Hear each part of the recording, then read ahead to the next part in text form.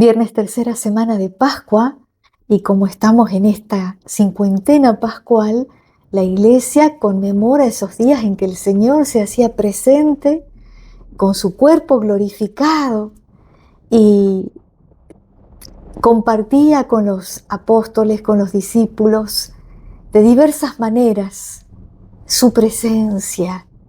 Entonces esa alegría impide que estemos de penitencia, ¿sí?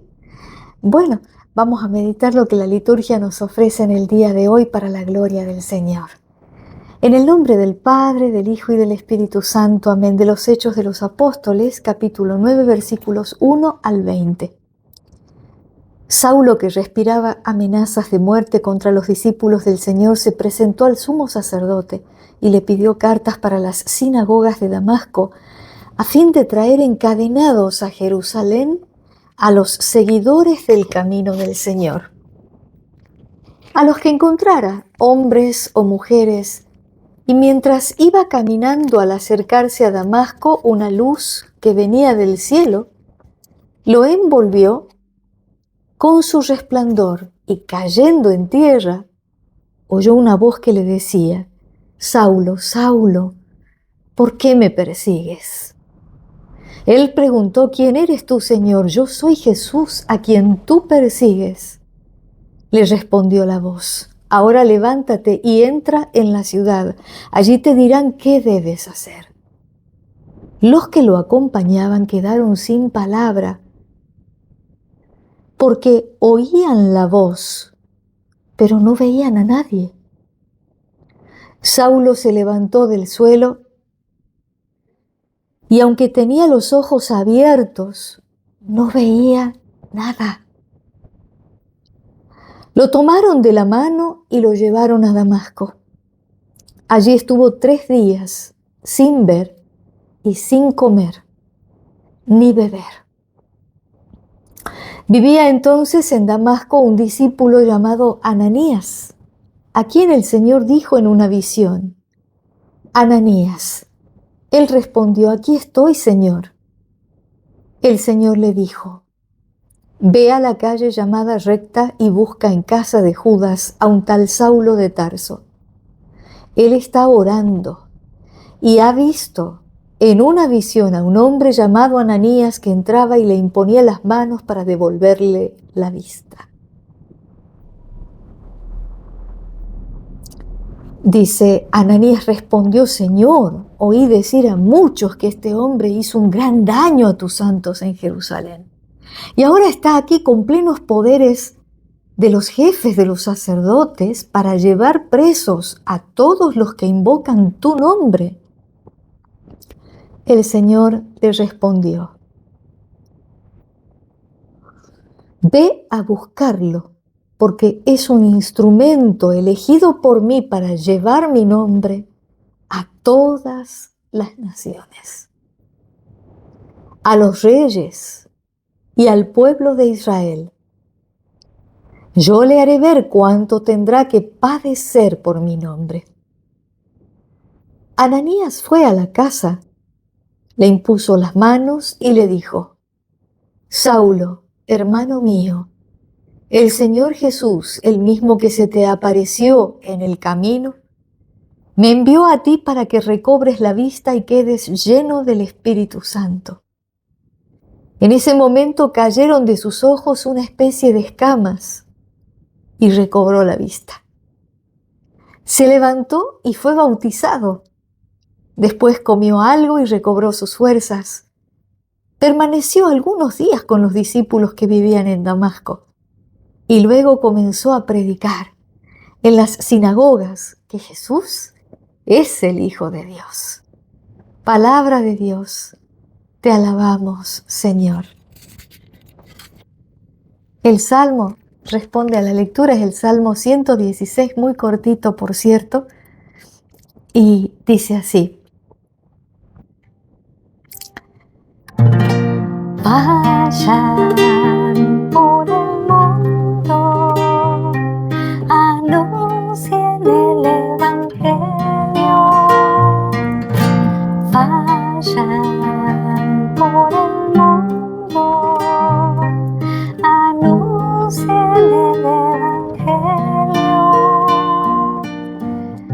Alaben al Señor todas las naciones. Glorifíquenlo todos los pueblos. Es inquebrantable su amor por nosotros y su fidelidad permanece para siempre. Vayan por el mundo, anuncien el Evangelio. Vayan por el mundo, anuncien el Evangelio. Quienes lo quieran cantado entero, está por separado, como siempre, el Salmo solamente, ¿no? El Evangelio de Juan, capítulo 6, que continuamos con el discurso que se llama del pan de vida, capítulos 6, versículos 51 al 59. Jesús dijo a los judíos: yo soy el pan de vida, bajado del cielo.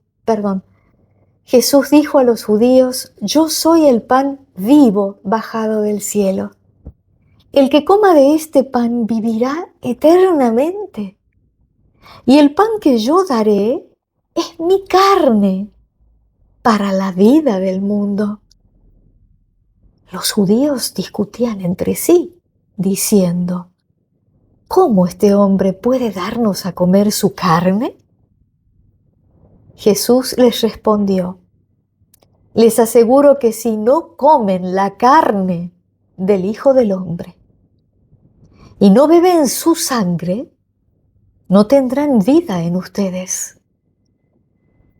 El que come mi carne y bebe mi sangre tiene vida eterna, y yo lo resucitaré en el último día. Porque mi carne es la verdadera comida y mi sangre la verdadera bebida. El que come mi carne y bebe mi sangre permanece en mí y yo en él.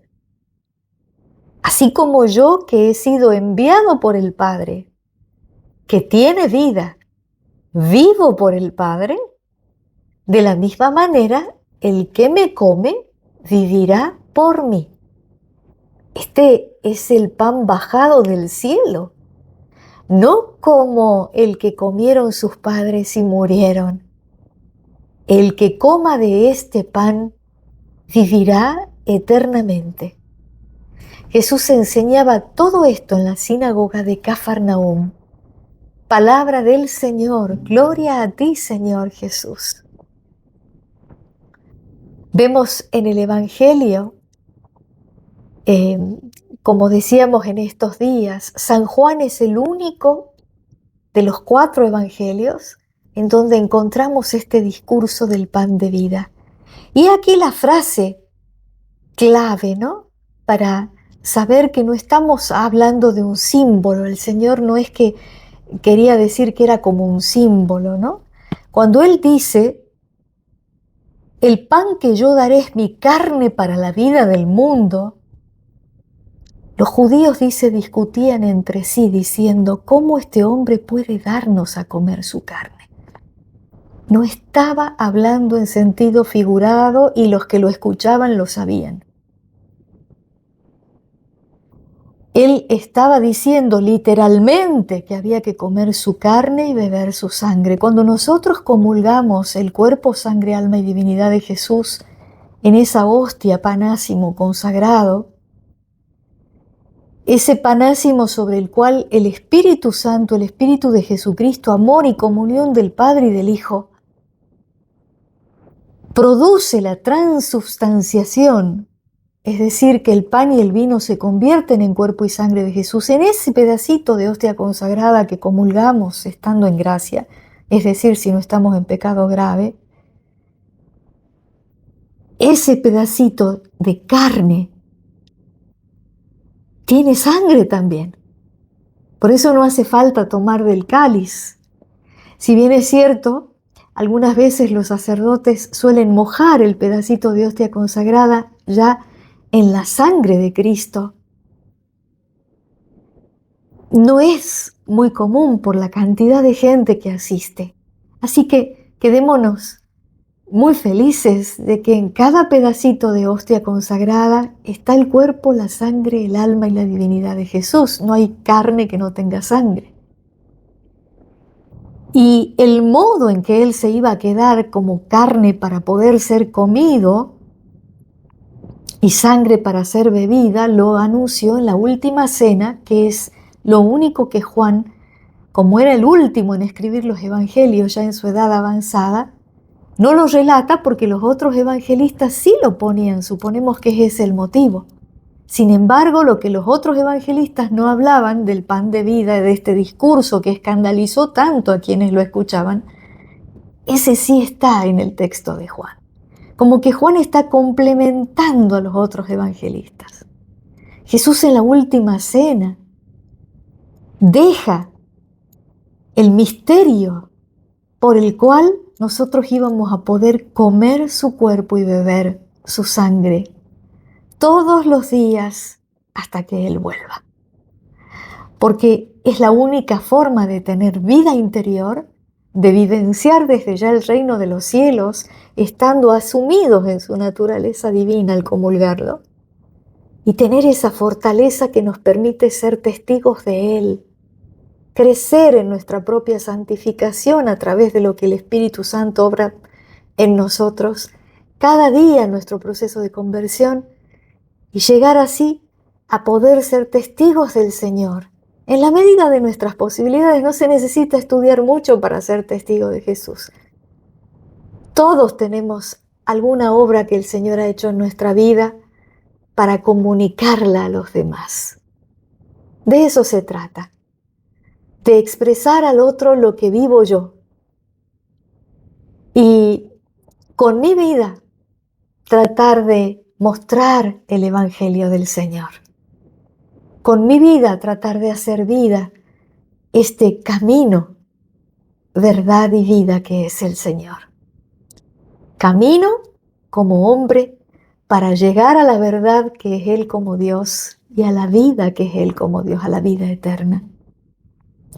Fíjense que Saulo iba con órdenes a Damasco, dice, para encarcelar, para traerlos a Jerusalén a todos los seguidores del camino. Así se nos llamaba a los cristianos en ese primer momento de la vida de la iglesia muy incipiente.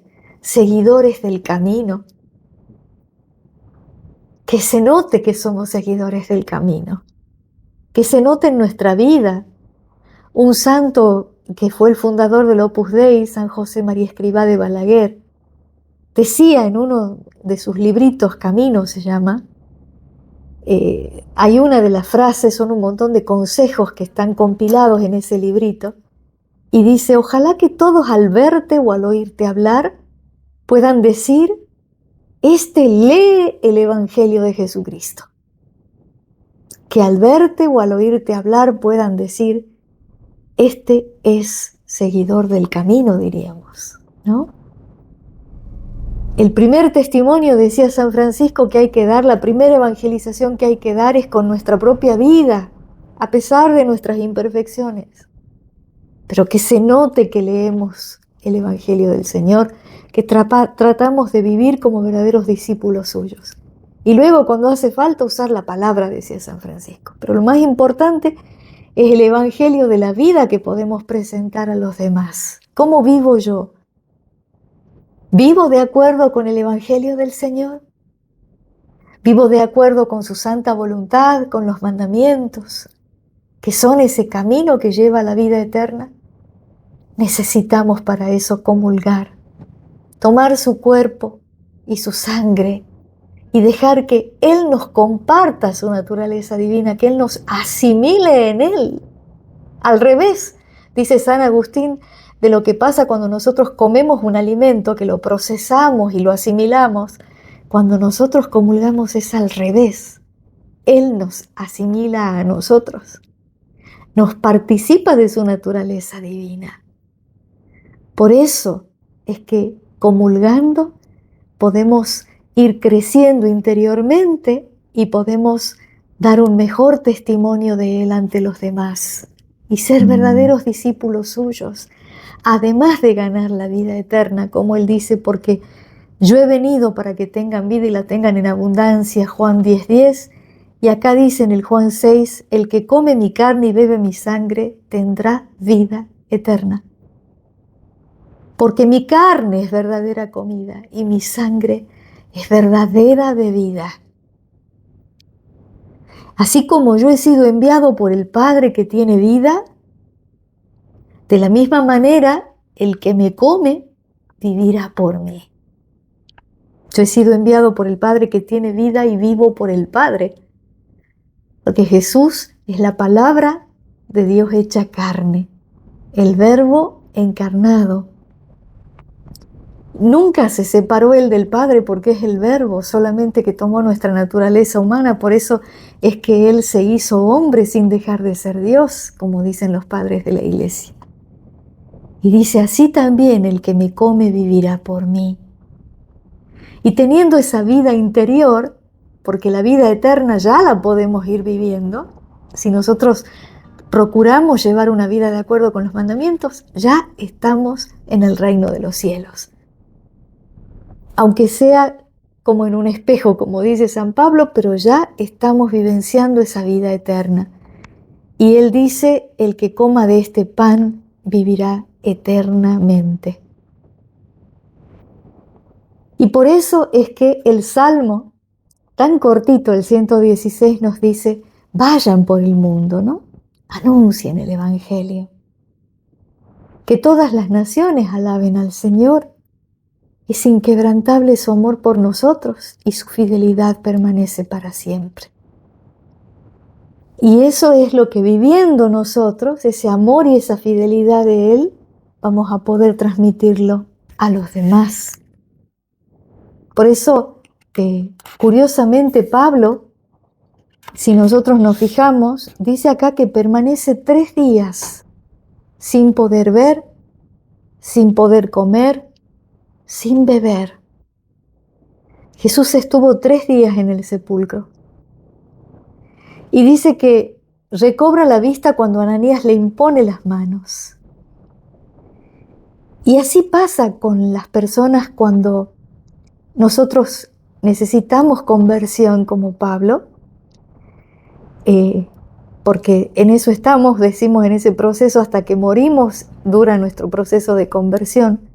Pero qué importante es ver cómo el Señor hace que las escamas de nuestros ojos, de la mente y del espíritu caigan cuando nos entregamos a Él, cuando nos dejamos usar por Él. Porque quien está en pecado y recibe la luz que podemos nosotros dar, como le pasó a Pablo que iba en el camino y dice que la presencia del Señor lo iluminó de tal forma que cae, ¿no? Sabemos que cae del caballo, acá no está relatado así, pero sabemos que eso es lo que ocurrió. Y queda ciego completamente. Y se le instruye a hacerse cristiano, en una palabra. Y solo así, recobrando la vista, puede él comenzar a anunciar. Dice, luego comenzó a predicar en las sinagogas. Por eso el Salmo nos dice, vayan y anuncien el Evangelio. Para eso primero nos convertimos nosotros, nos fortalecemos dejando que Él nos asimile en su cuerpo, sangre, alma y divinidad, para que pueda Él, a través de nosotros también, una vez que nosotros somos iluminados, como le pasó a Pablo, una vez que nosotros recuperamos nuestra vida interior, que la empezamos a vivir con Cristo, podamos ser esa luz de Cristo, esa proyección de Cristo para nuestros hermanos, para también darles a ellos el mensaje de la salud. Que así sea, toda la gloria para el Señor. Y nada es imposible para Él. Todos los pecadores estamos llamados a adentrarnos en esa misericordia y amor de los que habla el Salmo, cuando dice, es inquebrantable su amor por nosotros y su fidelidad permanece para siempre. Aprovechemos el amor, la fidelidad, la misericordia del Señor para adentrarnos en ese océano de misericordia, dejarnos transformar, tener ese proceso de conversión diario, dejarlo al Espíritu Santo de Jesucristo, amor del Padre y del Hijo que vive en nosotros y estamos en gracia, y que Él obrando en nosotros nos permita ser cada día mejores discípulos suyos, que vayan a anunciar a este camino, verdad y vida. Que así sea. Amén.